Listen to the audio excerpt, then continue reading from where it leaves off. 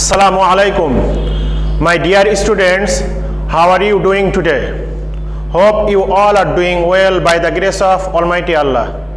Alhamdulillah, I am also doing well by the grace of Almighty Allah. Welcome to NIEVS Home School. This is Wahid Noor, Assistant Teacher of Islamic Studies, National Ideal English Version School Day Shift. Today, I am going to conduct the class of Islamic Studies for class 8. And today our topic is discussion of lesson 1 and 2 from chapter 3, and it's going on the revision class, lecture number 33. My beloved students, already we discussed these lessons. After that we are discussing from chapter 3 lesson 1 and 2 according to the syllabus of the educational minister.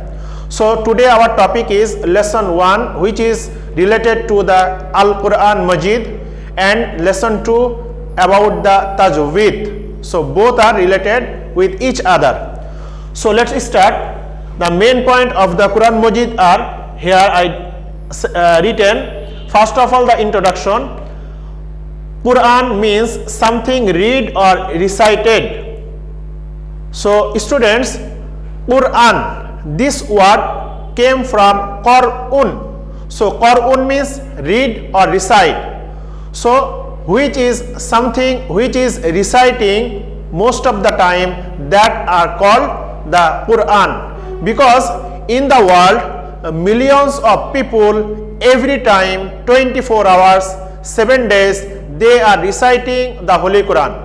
Now you can ask me, sir, who is reciting right now?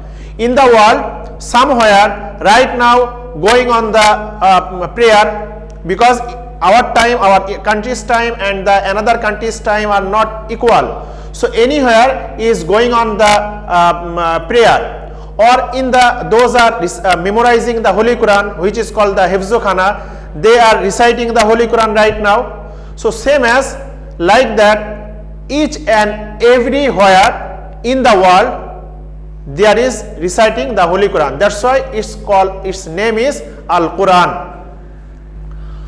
So point number 2 I written, already I discussed most widely reading book in the world, and I told you why this is the most widely read book in the world.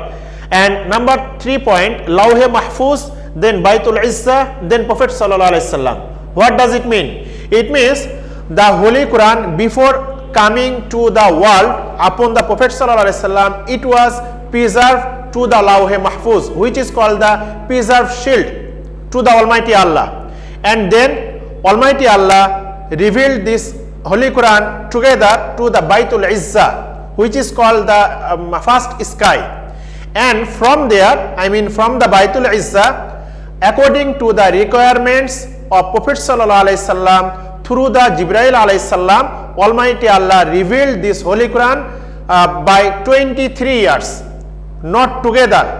Sometimes one surah, sometimes one ayat, sometimes full of the surah, sometimes half portion of the surah. So according to the requirements of Prophet Sallallahu Alaihi Wasallam, Almighty Allah revealed the Holy Quran through the Jibreel Alayhi Salam from the Baitul Izzah by 23 years. Well, now night of Qadr, age of 40, cave of Hira, and Surah Alaq. So what does it mean? It means the Holy Quran revealed in the month of Ramadan, last 10 days, and you know last 10 days there is the 10 nights, but the odd nights, I mean 21st nights of the Ramadan, 23rd nights of the Ramadan, like that, 25th, 27th, 29th. So that are the Laylatul Qadr.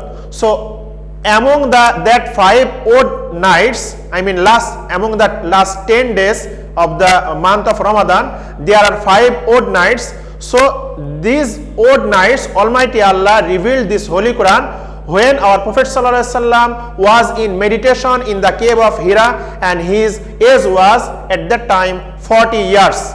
And first Surah Alaq, 5 ayats through the Jibreel Alayhi Salam revealed to the Prophet Sallallahu Alaihi Wasallam, and you know that surah is Bismillahir Rahmanir Rahim, Iqra bismi rabbikal ladhi khalaq, khalaqal insana min alaq. So there is the name of Surah Alaq. So first 5 ayat revealed at first.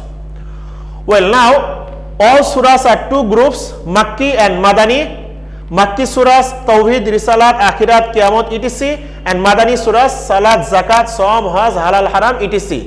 What does it mean? It means in the Holy Quran, students, you know there are 114 surahs. So there are two groups, 114 surahs, two groups. First groups is Makki surahs and second groups are Madani surahs. So 86 surahs are Makki surahs. What is called Makki surahs? It means when Prophet ﷺ was living in the Makkah after the prophethood, so at that time when Prophet ﷺ got the Holy Quran, all of these surahs are Makki, and after when he migrated from Makkah to Medina and he was living in the Medina, at that time some surahs revealed to the Prophet ﷺ, that surahs are called Madani surah. So 86 surahs are Makki surah and 28 surahs are Madani surah. So together is 114 surahs. And what is the features of Makki surahs? I told there the features of Makki surahs, most of the time there is the discussion of Akhirat, Jannah, Jahannam, and then the Tawhid, Risalat, etc. And most of the Madani surahs, their features are, there is the discussion about the Salat, Saum, Zakat, Halal, Haram, and not only that, the political situation, the economical situation, all of these things are included in that two surahs. I hope you understood about the introduction of the Holy Quran.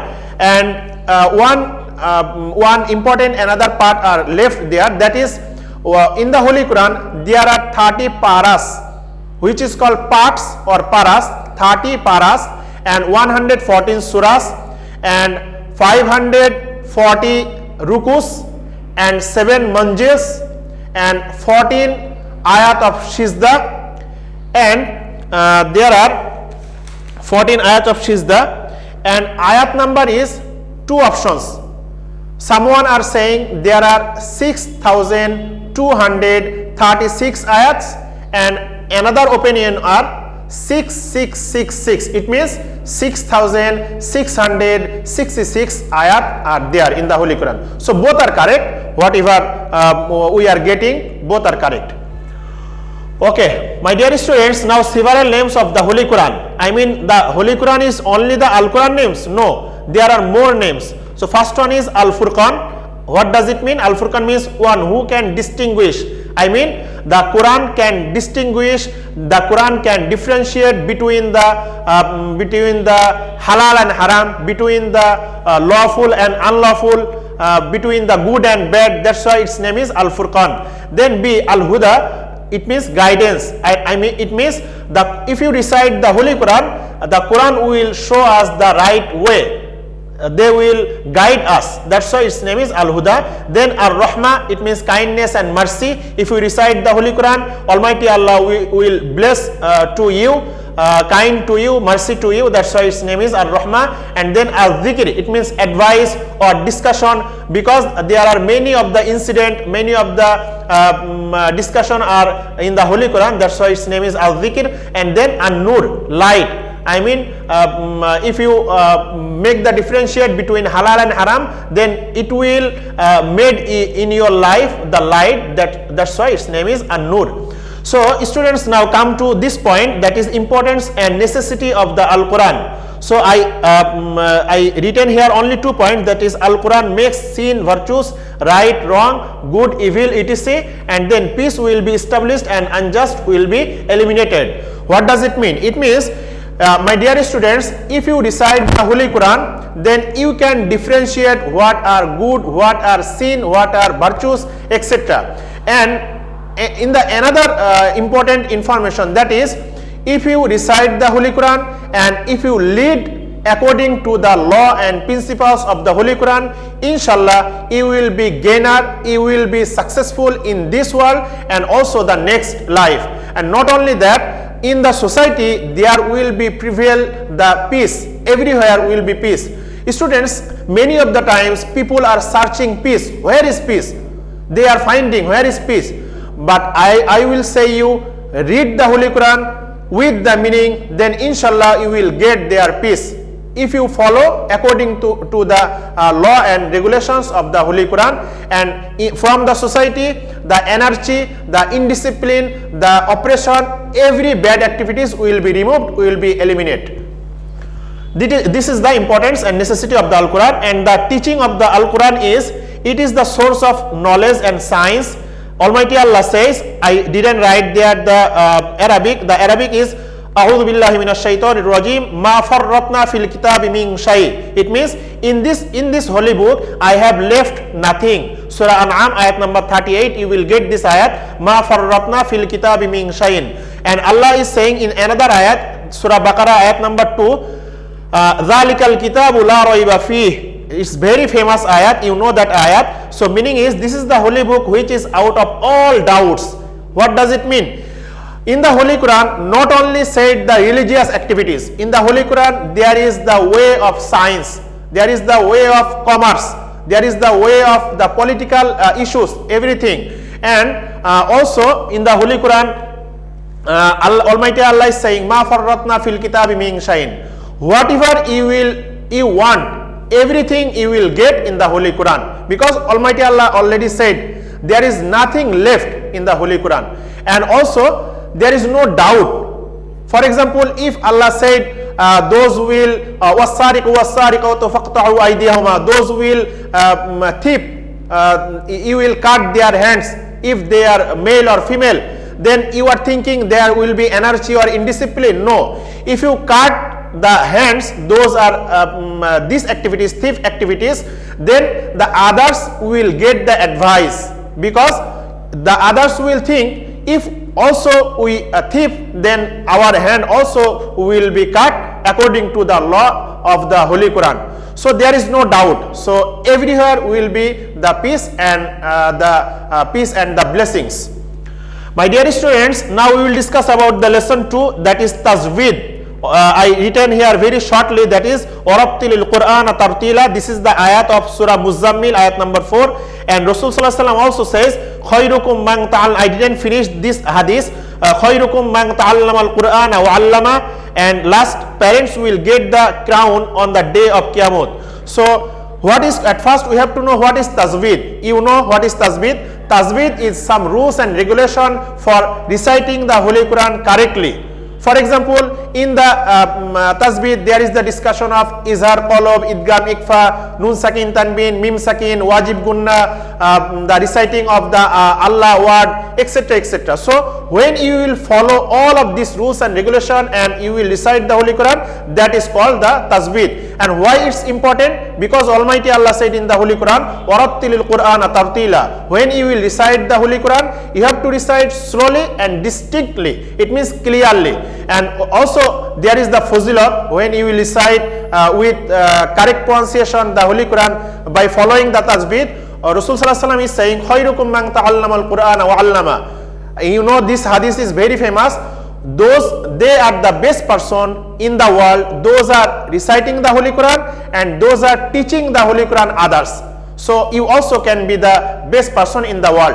And on the other hand, Rasul Sallallahu Alaihi Wasallam is saying, those are reciting the Holy Quran and following the rules and regulation of the Holy Quran, then in the day of judgment, their parents will get one crown. You know the crown, and that crown light will be better than the sunshine.